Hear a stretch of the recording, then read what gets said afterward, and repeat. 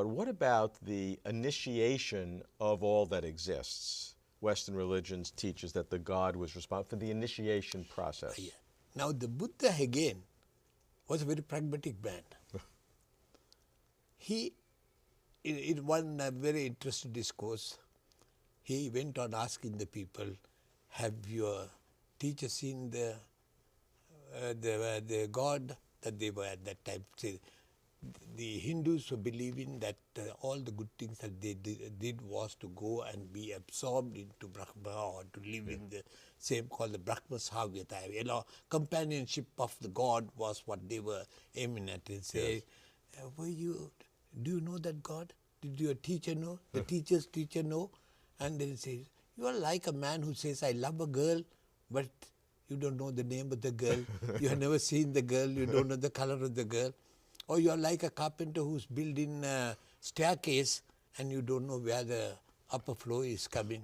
So Buddha had that kind of sharp criticism which looks to some people. You know, what happens to some of these texts is if you take a particular text, you can say here is a negation of God in very strong terms by Buddha. Yeah. But the Buddha ultimately what he's trying to get is, how do you know? You cannot know.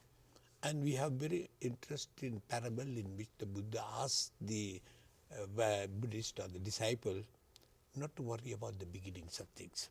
He said the beginning of existence is something that cannot be even thought of. It is beyond our the realm of thought. And if you are trying to do it, you are like a person who is injured with an arrow. Somebody has shot an arrow and the arrow tip is poisoned and you are dying. And the doctor comes and says, let me remove this arrow and heal you.